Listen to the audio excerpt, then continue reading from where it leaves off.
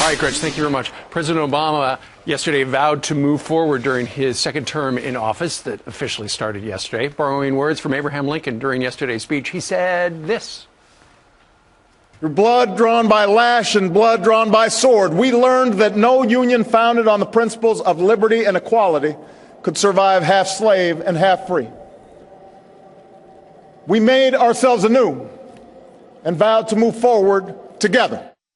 But President Obama and President Lincoln had very different views of that pesky thing called the Constitution. Here to explain is Fox News senior judicial analyst Judge Andrew Napolitano. We heard a lot. We heard the beginning of the Constitution 5 times yesterday. We the people. Yeah. You know, if you like the president, if you believe in his vision of a federal government that can right any wrong and regulate any behavior and make everybody equal, then you celebrated the speech yesterday. Sure. But if you, like I think you and I, and probably most people watching us, believe that the Constitution not only constitutes, not only creates the government, it restrains the government. Absolutely. Then you didn't like what you heard yesterday. Yesterday was a very broad, expansive view of government. We can do this, we can do that. We can make schools safe, we can make the environment clean, we can get rid of the bad guys, we can make poor people rich. But nothing in there about freedom, about areas of human behavior immune from government interference. That's the whole theory behind the Constitution. That's why it's lasted for 230 years. Now, not every president likes it, and for many of them, it's an obstacle, and they find ways to get around it.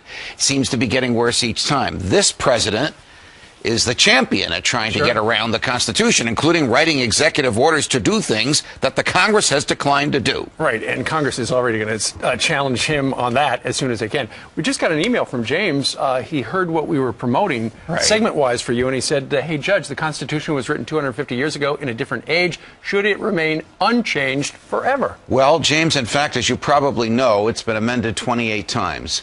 And an amendment requires 2/3 of the Congress and 3/4 of the state legislatures to concur, meaning a grand national consensus to either change something huge, like get rid of slavery, or tweak it, like how many terms can the president serve. But it is the supreme law of the land. It is the basis for the government, and everybody in government, from a public school custodian to the president, swears an oath to uphold, protect, and defend it.